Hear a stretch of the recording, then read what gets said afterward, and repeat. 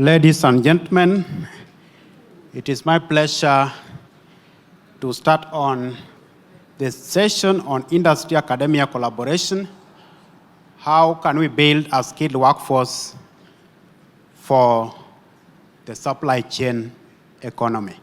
So, to take us first is Professor Fred Simiyu Barasa, the Vice Chancellor of Taita Taveta University. And Professor, you have solid grounding in STEM and also a Professor of Education, Educational Foundations, Matters of Pedagogy. What can you tell us is the critical constant to building the capacity for the mining sector? And you can use a scale of 1 to 5 in terms of the hindrances. Are our curricula perfectly aligned? That is a scale of 5, if you give 5, or totally misaligned in terms of industry needs. Thank you very much for that intro and the question. In terms of curriculum alignment between what the university provides in terms of skills development and the needs of industry, 1 to 5, where 5 is best aligned and 1 is highly misaligned, I will put it at 4 on that scale. Now, in universities, generally, the relationship between university and industry is that universities are always accused of producing students or graduates who are not properly, or whose skills are not properly aligned to industry. And one of the good things is that those who give the highest critique are the product of universities. And the fact that you can criticize the university in terms of skills development or misalignment is a testimony that you are well prepared by that university to do that role. Because critical thinking is one of the skills that universities are supposed to provide. In terms of the biggest challenge that defines misalignment is the tension, especially in the Kenyan context, between the need for rudimentary skills that will be required and tools by the small-scale artisanal miners and the complex, high-level automated processes that go on in modern industries that are dealing with extraction, that are dealing with processing. So as a university, you have to design your curricula. One, to be able to address different facets or needs or developmental levels of the consumers of our products. You need to be able to design your curriculum not for the Kenyan context, but for the global context. That is why we say, think global, but act local. So to what extent can the university produce somebody who knows how to operate your version of a lathe machine? Because your lathe machine may be 20 years old. But in another factory, the lathe machine was just released 2 months ago, highly automated. So we produce, the universities are in that context, they would like to produce graduates that will be able to adapt quickly when they get to the specific situation where they are to work.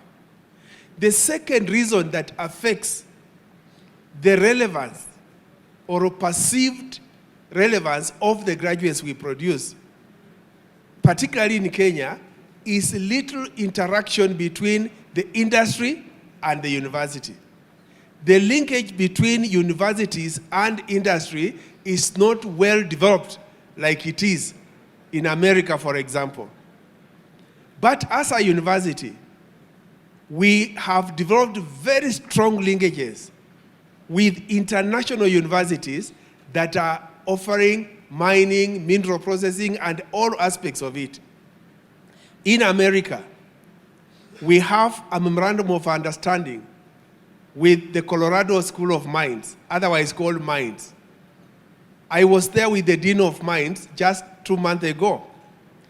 And we have a framework of collaboration where we are bringing our curricula to be able to be world-class, but also locally contextualized. We use professors from Kenya to teach in that country, and we use professors from that country to teach in Kenya. We send our lecturers to train in those countries across the world, and we send our students there. And they send their students to us here. What can we do as I end, so that I will react to specific ones? There is a need, and especially when we went to Colorado, for us to be having with industry a conference, not the International Mining Conference, which Taita Taveta University runs every 2 years, but a conference with the mining industry, practitioners in the mining industry, where you come to present your problems to our students and our faculty. And then they pick up that problem and devise specific interventions that can be able to improve what you are doing in terms of practice. But we do not only train people for extraction, we train people for processing, we train people for beneficiation, all aspects, but we are also training resource managers. In terms of economists, we also train people in IT, and we train people also in the social intervention, including environmental aspects of intervention. So we are all around, our programs all address mining from different angles, and we bring all people to work together, and we work with our international experts to be able to do. So whether you are a mining investor from America, when you come here to Kenya, actually Colorado is very well present in Kenya. They are professors, and our professors, they are students, and your students, you are well comfortable because you will be assured of critical supply of the resources and the manpower or workforce that you are able to raise. Thank you, Professor. I don't know if Dr. Wasuna, you would like to reinforce the points you just put across. Thank you so much, Daktari. Good afternoon, everyone. I'm Melba Wasuna, General Manager for External Affairs at Base Titanium. Base Titanium is a subsidiary of Energy Fuels based out of Denver. And we are really pleased that in this room we have heard that it's an American success story. We are going to ride on that wave. We have been here for 15 years now. And we are in the tail end of the mining cycle. We are in closure and post-mining. And you can come and see world-class rehabilitation that is ongoing. It is the first time in this country that rehabilitation of a large-scale mining area is being undertaken, and it is being undertaken at the highest standard. And so that's me for now. Now let's get back to skills. I like the confidence of Prof. You know, in academic world, he's my senior, so I don't want to contradict him too much. He gave a 4 out of 5, and I want to understand it from this perspective. Kenya is not short of great academic institutions, okay? We've all heard about the Nairobi University. You have to come slowly and come correctly, is what we like to say. We have fantastic Taita Taveta. University has got, you know, School of Mines is amongst the very best, I would say, not just in Kenya, but within the African region. Their graduates are everywhere, okay? Obviously, University of Nairobi is known for its geological department. We've got Jomo Kenyatta, JKUAT. It's known for its petroleum engineering programs. We've got great programs that are being run in these institutions, just to mention but a few. And we have got great products that come out of these institutions, okay? As a company, we can say that. Why? We introduced a graduate trainee program back in 2014. And the reason is, while the graduates were coming out all enthusiastic, I've got a 5-year mining engineering degree, and I'm ready to work, great. Come in, and then immediately there's a gap. Because mining is not necessarily a textbook implementation exercise. It is all about practical skills on the ground, okay? So I like to make this joke, like, I was so happy I got my doctorate, and I was, yes, and the family is excited. My background is in law. And then you go and work in mining, and you realize you are the least of anyone to speak in that room. The real people are the miners. The one with technical, practical skills. Those are the ones that are making the money, right? And so what we found is we needed to augment what was being taught at university level. A lot of it was theory. We also can't fault the universities. Base Titanium was, by 2023-2024, 80% of Kenya's mining sector by mineral value output. Remember, we've just heard from the PS that overall mining contributes less than 1% GDP. So if we do the math, it means we were literally the only large-scale mining company out here in Kenya, but graduates are being produced every year. Where are they going to get experience from? And then, of course, we are Kenyans. We have got big titles. The gap between our titles and going to work at artisanal small-scale mining to get experience was something that we saw. A lot of students would not necessarily be signing up for that. And in fact, even our parents will be like, you're going where? In what bush, especially if you're girls? I'm pointing this out as we have gaps, but the gaps are not necessarily caused by the academic curriculum. Okay, there are some places there, yes, that we'd like to augment, and Prof has mentioned them. But we have gaps because the mining sector has not grown to absorb the graduates that are coming out. And I particularly am so excited about this forum because now America is in the room squarely saying we're interested in mining and we want to do business with Kenya. And on behalf of graduates out there, yes, this is welcome. And so the challenge would be from an industry perspective. What are some of the solutions? What we did is introduce, number one, a fencing system. After all, you're offering jobs, right? We have a challenge. Earlier, there was a whole ESG focus. But it's good for American investors to understand we have a challenge in terms of our social setup. When opportunities come, there's 3 tiers of engagement. There's local content, there's local content, and then there's local content.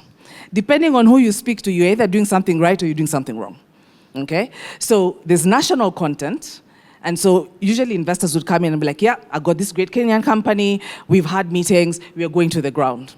You get to the ground, you get to county level, and they're asking you, who are these from the city? Then you agree with the county level folks, fantastic. You actually get to the ground and local communities waiting for you. But why is this person being hired? What is the justification? So you've got to solve that problem in advance. So what we did is develop a fencing system together with our stakeholders, including local community, that when we announce the job opportunities, we go by the fences. Tier 1 fence is the displaced communities. Okay, the ones who moved away for the mine to be able to be operational. Tier 2 is the surrounding, immediate neighbors of ours. Okay? Tier 3 is the urban centers around us. Tier 4 is the entire Kwale County region. Tier 5, we go to now coastal region. Tier 6 is Kenyan, and Tier 7 is international. And this is what helped us navigate really a complicated issue. We simplified it. So if there's a position available, and maybe we're asking for a mechanical engineer and it's not on fence 1, 2, 3, even if they come from fence 4, fence 5, the surrounding community understands. I needed to segue into that bit because it really does affect whom you employ, what skills you're able to provide as a company, what are some of the programs. And so once we stratified that, I'll start winding up on this particular point. Once we stratified who we were working with, then we needed to develop programs that are suitable and can match our stakeholders. I've talked about the graduate trainee program. That was 18 months, and we paid them really good wages, okay? And a lot of them were, you finished university, you have a degree, come and work for us for 18 months, and we are absorbing over 80% of them into our workforce afterwards. Then we also devised an apprenticeship program. This was especially for our local community, folks perhaps who don't have a university degree but have got a great aptitude and want to learn and are into trades. So 2-year program, we absorb you. And that was for skills, automotive, mechanical, electrical, and the like. We did high school programs where we were given exposure to kids before they, to high school kids who are thinking, I want to do mining, but what is it about? We had that linkage with academia in that sense. We partnered with NITA, the National Industrial Training Institute, and together rolled out Kenya's first recognition of prior learning program. What is this program about? It means that for us who got people to come and work at Base Titanium from 2013, 2014, and have since then gotten certain skills, but remember those people, some of them do not have papers, but they have the skills. So we enrolled them together with NITA into certification courses, and they were tested, and they got their certificates. And that has helped them move on in life. There are many examples I can give, but these are the things that industry has got to think about to bridge that gap with various facets of academia. Thank you, and you have answered some of the questions that will come later. And now, in terms of the skills mismatch, you also give us a scale of 1 to 5. How would you rate the graduates that have been working for you at Base Titanium? And the scale of 1 to 5, 1 is, are they ill-prepared? And 5, a perfect match for the industry needs. Thank you. I will not differ with my senior. He's a professor, whatever he says. Thank you. You confirm. Thank you. Thank you. And before we go to Ms. Mabela, we'll also address the matters of contextual justice, but we also have temporal justice. That is why we talk of historical justice. There was one question here raised by former Minister Chirau Ali Makwere, that what happens if different people have bought land and the local community has been displaced? And that is a case of displacement, dispossession, and we can talk more about those 10 Ds which have been associated with the mining sector. We call them 10 vices, and they are Ds, all Ds, discrimination included. And discrimination mainly affects the issue of gender. So when we talk of justice, I'm happy that the United States is well represented here.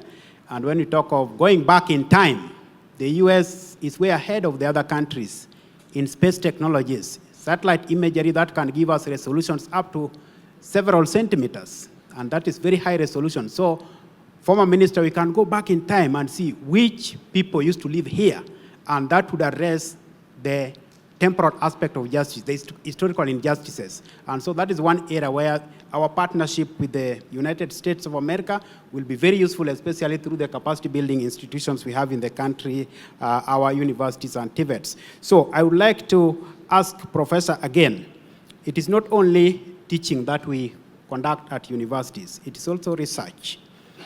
And research is key to national development. Look at the countries that spend a lot on research, the United States included. If you look at the share of the GDP that is reserved for R&D, countries like Finland, 4%, Germany, 3%, and the United States also not far from there. What could you say is the research funding gap? And how can you put it across so that the policymakers here can come to the rescue of the university so that we can deliver impactful research products for the mining sector? Well, generally, as you know, there are international standards to which governments are supposed to be committing a certain percentage of their national budget to research.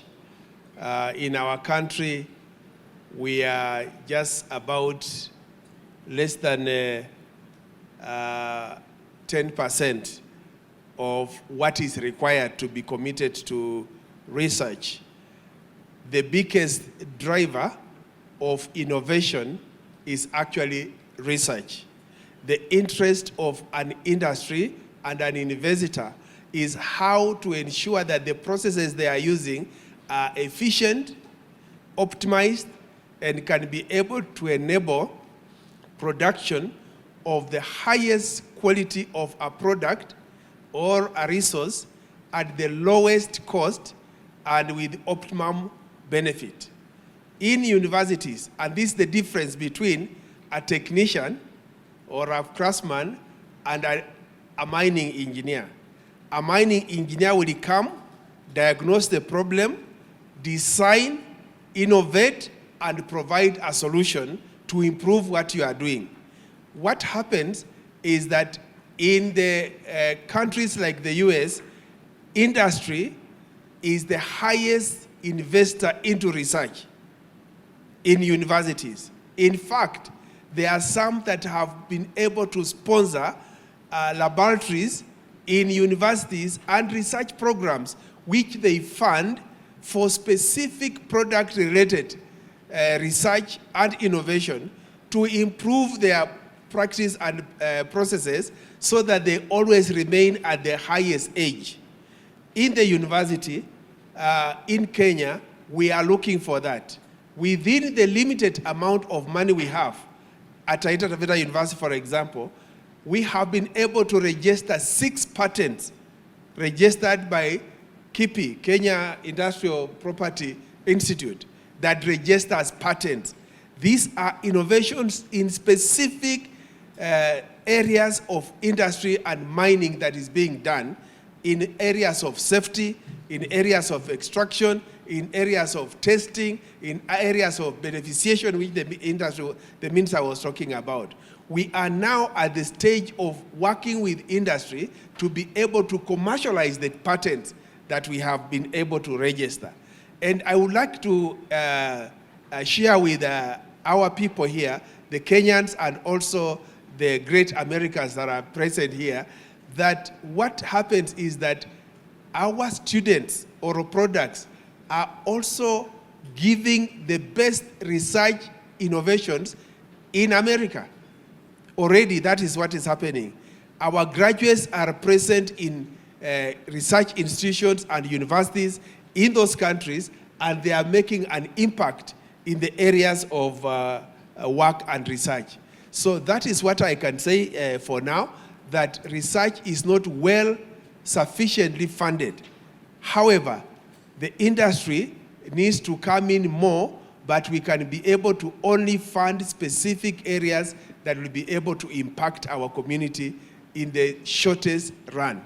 So that's what we are trying to do. We develop skills, but which skills? We develop practical skills for mining, we develop research skills, we develop policy formulation and implementation skills. So the university is all round in terms of what it contributes to us, the critical minerals chain in what we are trying to do. So that is what we are trying to do.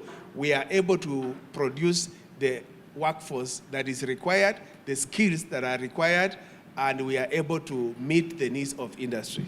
Thank you. So the private sector also has a key role to play in promoting R&D. Point home. So Ms.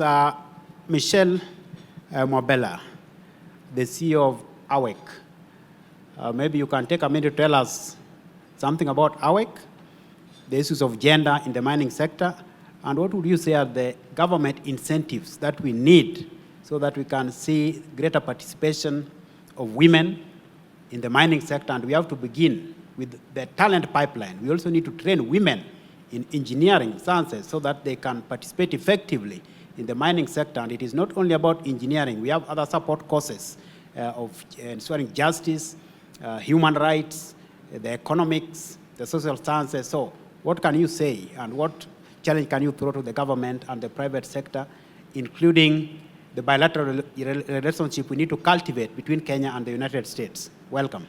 My name is Michelle Mwabela with the Association for Women in Energy and Extractives in Kenya. And so what we try to do at the association, we look at how women are being engaged within these technical courses and spaces of mining, oil and gas, and energy as well.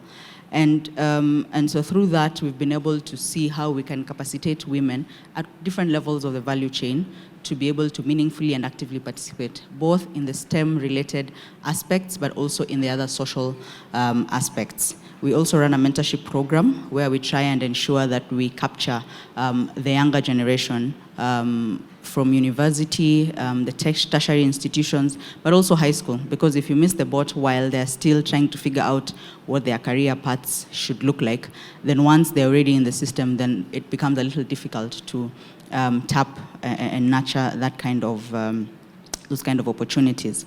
Now, when it comes to what the government needs to do, first of all, it's good to see that the US has great interest in investing in Kenya's critical mineral space.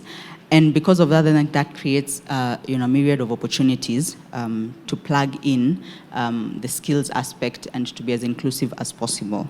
For starters, I think the government needs to be able to map and project what is the potential industry growth. In 5 years, in 10 years, what kind of growth do we anticipate? And not just from a GDP perspective, it's from how many mines of different levels do we have operational in this country. Then work backwards, what are the kind of skills that will be required to speak to this industry or to be able to satisfy the needs of this industry? Then design programs and work with institutions, both universities and the tertiary schools, TVETs, polytechnics, to build a pipeline of critical skills to feed into this industry and the growth projection. And when, we've talked about a lot of university students, but I think not everybody can go to the university. When you look at the communities where we work and how we can capture that particular demographic, how are we investing in TVETs, for instance? Even when you think about a mining operation, when you look at engineers, geologists, and those top-tier careers, how many of those are in any given operation vis-a-vis the other technical skills? And so again, how are we investing in what many people perceive the lower cadre kind of training, but is not, and is quite critical in any value chain within the extractive space? But beyond even the extraction, we've talked about processing and value addition. Think of processing as an ecosystem, because you cannot process, and that is why I think not just Kenya, but a lot of African countries have struggled with processing and value addition. There's an energy aspect and the expense of processing locally. So then how are we creating an ecosystem of skills in manufacturing, in value addition?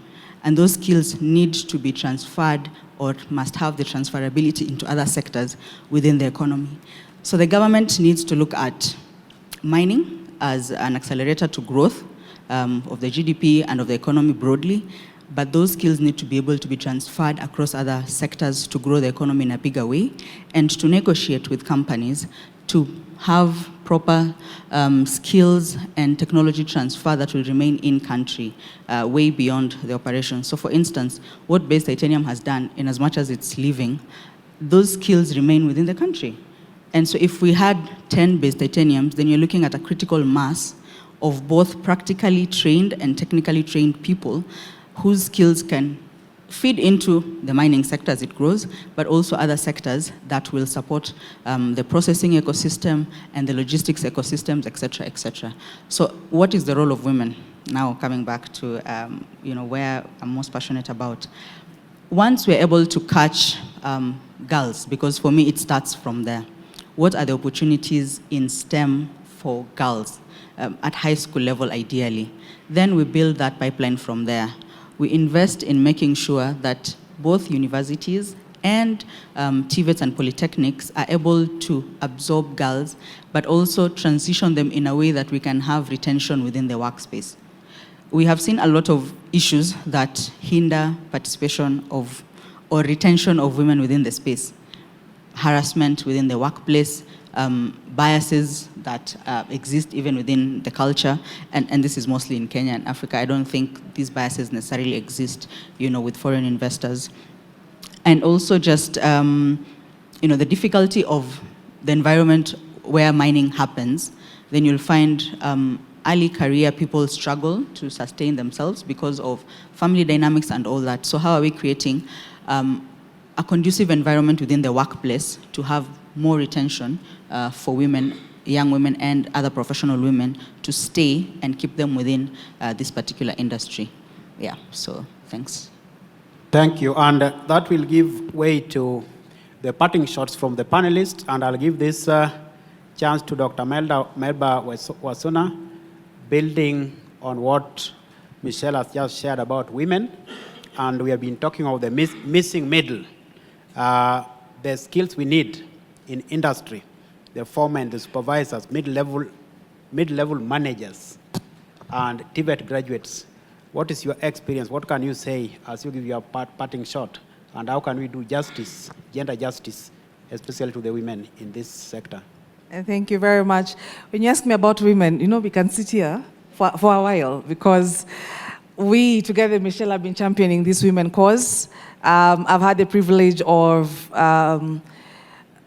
being one of the founding individuals when the Association of Women in Extractives in Mining was being formed back in 2016, 2017, with the support of UN Women. I have had the privilege of serving as the vice chairperson, then to chairperson, then most recently to patron, and it's been a journey of love. And I have not had that privilege alone. There are individuals. Monica, our colleague, was here earlier. She's a founding member of AWIC. There's a lot of women who have put in a lot of efforts to making sure that women are part and parcel of this sector, which is extremely male-dominated on all accounts. Nonetheless, we are making progress. We are getting there. There's a lot that AWIC, a lot of programs that they have done. The mentorship program is extremely successful for us because we are able to be linked as women in the professional space with women who are either just starting off their careers or women who are still in the graduate space, but they are looking to see where are my points of growth, and we have to have really good conversations and sometimes honest conversations about how do you maneuver growth. So the gender equation is one that I'm very passionate about, and through AWIC we shall continue contributing. Now, you've also raised the issue of management. This is a real issue because there's a mismatch of expectations. Let's face it. As soon as a company comes in, an international company for context purposes, let's say an American comes in and wants to invest, you've gotten the legal license to operate, everything is all good. You still have to get, or if you haven't yet secured your social license to operate, is going to be impacted by the relationships. I've talked about this in terms of how people get these jobs. When you go to the ground, everyone thinks they can do the job. And everyone wants to be from that particular area, that they wants to be hired. And the truth of the matter is, as a mining company, the first thing you can never compromise on is on safety. That helps you start to sieve through what qualifications there and what experience do you have. And it sometimes means that you have to make tough decisions that perhaps the surrounding community or even, the environments that are closer to you, perhaps the skills are not there, and sometimes the skills can only be found internationally, okay? So what do? You've got your government license, the community is agitating for jobs, you can't blame them. A lot of these resources are found in areas that are hard to reach, very little going on out there. They see this opportunity as their opportunity at all costs. What worked for us is that we developed what we call Frontline Talent Program. So from 2014, we started identifying across different departments in our company, folks that are showing an aptitude towards leadership, folks that want to learn, who are pushing themselves a little bit extra, folks who are curious, how does my role connect with that? And we put them through a 1-year intensive program and teach managerial skills. How do you manage people when you get all these conflicts? How do you manage yourself? How do you manage your team? How do you manage upwards? How do you manage downwards?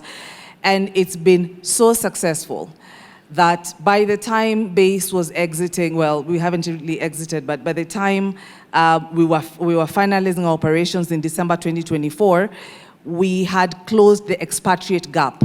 Fence 7 was no longer there because Kenyans had been rising all the way from graduate trainee to managerial and by the grace to GM level, okay? And it is a wonderful thing that was devised and acceptable. Our mining manager at the company started from Taita University as a graduate trainee about 12 years ago, and is now ranked very highly and can compete with the best of them in the world, Patrick Nyali. So we've got Kenyans right now that are occupying these managerial spaces at, I want to put it, well, it's actually 100% as of today. 100% Kenyans are in those roles. In terms of job employment, 75% of our workforce, because of all these programs, are from Kwale County. It was not so. When we started, Kwale County was at the bottom. But because of these programs, and again, consulting and working with universities and other institutions, we were able to scale up. So there are solutions. There's ways in which partnerships can really help to accelerate what, as a mining company, you need to do. The last thing I want to mention is we've had to be very innovative because the need for opportunities out there far outmatches what actual opportunities exist. One of the things I'm most proud of that I did in my previous hat in my academic life, and I know I worked with Daktari Nahashan over this, was developing the Mining for I and Energy for I programs. I think some of us can recall what those are about. I see a former principal secretary who happened to, and I want to recognize Bonomenge, who happened to officiate one of those forums. Those forums were born out of the need, as has been mentioned, innovation. There are certain problems industry is facing. Not everyone can be absorbed in terms of having a job. So, as partners, development partners, in fact, as industry, we came together and said, okay, what can we do? We put out a challenge to young people across universities. Please come with your innovation and come and present it before the Simba's Den. Okay? And that's exactly what they did. Some of those innovations have gone ahead to be patented. And what I love about being in this room is that we all know America's story is a story of great innovation. And I want to put out that challenge that even as other investors are opening doors and coming into this country, please unlock those channels of innovation. I'll talk about just one out of the many that we had. There's a young lady, Audrey Mulama. Her innovation, which she presented, we didn't know about it, of course, before that forum, and which was then absorbed by the government. Her innovation was using microbiology, algae found in a particular river from her home area to replace mercury in the gold separation process. And she tested this out in various labs. Through our program, we were able to supply some funding, initial funding for that. We got her to register her IP on that. We got her legal support. Government afterwards took it up and worked with this young lady, the journey. For us, as a Kenyan innovation.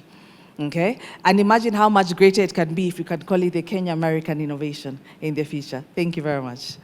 Thank you. And there's already evidence here. Audrey Mulama, graduate of Taita Taveta University, and many more.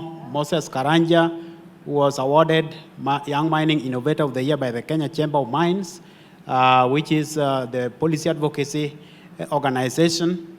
We have a very strong one in Kenya. Esther Malkia Ulo, Patrick Nyali that you mentioned, Cyrus Jonde, who is operating his own consultancy firm and is a graduate of Taita Taveta University, and is a registered professional engineer. And I'll give this chance now to Professor Barasa for his parting shot. Maybe you'd like to tell us more about not only the footprint of his product, but also the handprint, because we also talk of the handprint. Footprint can be negative, but handprint is always positive. And this handprint is decorating the entire globe. And as we say that mining cannot take place in isolation, our university also has other schools because mining and agriculture are complementary. If we are to talk of sustainability, we say agriculture ensures that we can eat and stay healthy. But mining, with the materials we get from mining, we have the right to decent living standards and civilization. And as we said 2 days ago during a mining conference by the IEK, that all the stages of civilization are named after products of mining, not of agriculture as such. We have the Stone Age, Bronze Age, Iron Age, and now the Silicon Age. So, Professor, welcome to give us your parting shot. Parting shot in 2 minutes. One, the university Taita Taveta University is in the process of looking for partnership to establish a so-called, universities that are teach medicine have a teaching and referral hospital. Now, we are looking for a university mine. We have 1,000 acres of land located in a place where there are many gemstones and minerals. And we are working to work with an investor that can be able to come and mine and develop as a major mine that is also used to train our students, and after operating for several years, hand over that as a training facility for the future generations. So you are welcome. 2, for the university is capable of producing and training specific skills to your organization, to your company. But that means we can work together and say, I need my people to be trained in this area. They will produce them at the lowest level and at the highest level, at IT technology, at management level, at optimization, pricing of the mines that we are doing. All of those, we have the capability. Even automation, we have the capability. I invite you to look at our patents and which ones you can be able to look into them. And finally, I just want to mention that as a university, we have our graduates operating across the world. And as I have also mentioned, we have now brought in the first American university collaborating with Kenya in mining, and that is Colorado School of Mines. We are going to reach out to investors and mining industries in America and in Kenya through them and through us, and we are able to do more. Just for list, our graduates are working in Boliden Limited, USA, Base Resources Limited, Lafarge in Bamburi, Shanta Gold, Karsen Ramji, and they are engaged in major research taking place in American universities, in Nevada, Penn State University, and New Mexico, just to mention a few. One of the first women graduates of Taita Taveta University who got a first-class honors degree at bachelor's level, did a master's degree at the university, and doing a PhD at Penn State University, is finishing and will be coming back here. As a university, we have mining programs from from diploma level all the way to bachelor's level, to master's level, and PhD in mining engineering, process engineering, environmental engineering, and all aspects of the mining industry, so we are able to work together as partners. We are going to have the first open conference between university and industry this year with our partners from the US, and we shall be inviting you, and we ask you to be able to come and participate. You are free in Kenya to work with a new university that can be able to work with you. And please, for those who are benevolent, and Americans are known for benevolence, please feel free to come in Taita Taveta University and put up something which will be called by your company, which will be called by your name, and which can be able to serve posterity. Thank you so much, and God bless you. Thank you. I'm happy that the applause is unanimous. I didn't have to call for it. We just have 5 minutes for any questions from the audience, and be kind enough to be brief and to the point.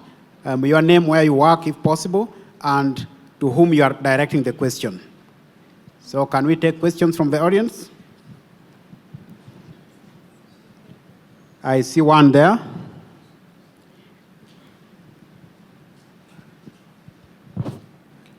Okay, thank you so much. My name is Thomas Mwengo. I work at Tatu City, but I also come from Taita, where a professor has a brilliant university in mining. So my question goes to the university. I know Taita Taveta is well endowed with minerals. There's so many mines. There's so many communities that are involved in mining.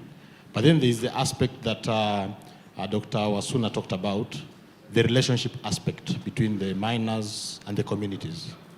I happen to have attended part of the conversations around, investors engaging the communities in terms of discussing issues of royalties and just generally how mining will be taking place. But then I found there are certain gaps that exist in terms of the community itself understanding the value of mines, and also being that most of those communities are ranch-based, so they are community ranches. So they're governed through ranch committees, and you could just tell that there are gaps that exist within even the committees that govern those ranches. So my question is, as a university that you have talked about research and the other initiatives that you do to support the industry. So are you having any initiatives that empower the community directly, not the miners, not the artisans and the other people, but the communities directly who are actually giving their land to be used for mining in such a way that they're able to recoup the value, that they're not exploited by the people that come to mine? Two quick ones. We are very strong on community engagement as a university. One is that we have entered into memorandum of understanding with key communities around. And one is we carry out community capacity enhancement programs. For those who are artisanal miners, we train them on better methods of doing what they do. We are involved in mine safety. We bring on board industry players like the Kenya Red Cross and other industries, and we are able to train and empower them. We buy for them equipment. Two, we actually have a program in the university where we sponsor them. We give them scholarships. They come to the university, they begin, those who are not qualified for the university, they begin at certificate level. They finish certificate, they do a diploma program, they go for bachelor's, master's, and one of them is finishing a master's degree who had never qualified through the regular ways of going to the university. So we have scholarship award programs with them. We also have an opportunity where we train them and take them for exposure visits. Just recently, we had to take people from the community to visit Germany, and some visit America to see how it is done, where it is done there. So we are working with the community to empower them in all aspects of what they do in terms of skills, in terms of policy. We influence policy, policy advocacy, and the community is always in the university. The university goes to the community. Finally, most of our research in the agricultural sector and all others are aimed at improving the livelihoods of the community. We have been able to make them to plant high-level banana tissue. We are culturing banana tissues in our labs, and now a new factory has been set up in Taita Taveta for processing bananas as part of value addition. We are able to train them to harvest honey. On our compound itself, there is a honey processing facility that members bring, and we process, we value add, and they get their money. So yes, we have very, very many projects that we are doing which are aimed at uplifting the community. And when you come to Taita Taveta, you don't even need to ask. Just go to the community and ask them. They will be able to show you what the university has done in Taita Taveta. Thank you. And that question brief. My name is Christine Nganga. I work with, I'm at the National Treasury, the Public-Private Partnerships Directorate. I just wanted to address one question to Professor Simiyu. Actually, a couple of questions. You talked quite passionately about the capacity from a technical standpoint for the mining industry at the university. I'm curious about the commercial side of things. So from the contracting to the, your business school, for example. Do you have a business school that's really engaged in the mining sector? Are you partnering with law schools that can facilitate on the side of commercial contracts, etc.? That would be interesting to me to learn. Also, I would like to invite you to come to our office to discuss the projects that you proposed, we could discuss around concessions on the mining and also around the training programs. I will be in your office actually next week. Most people everywhere I go, they ask me, are you mining? Does the university mine? Does it sell any minerals or gemstones? And I say, no, we only teach, but we want to go into commercial mining through that PPP, and that's why I was announcing that, and I'm coming to do that. And we are modeling with the Colorado School of Mines in the area of commercializing what we do. So thank you, I will definitely see you. And one of the members of our council has specifically mentioned the Treasury and given us to do what you have just mentioned here. And we hope that from there, we shall be talking something more practical, and the university will be able to actually produce the mines, just like teaching hospital, actually produce doctors and treat people, and they go home treated and healed, rather than just teach about treatment. Thank you. Well noted. And a round of applause as we appreciate the panelists. So let's not forget that agriculture helps us to eat, but mining keeps us civilized with decent living standards. Thank you.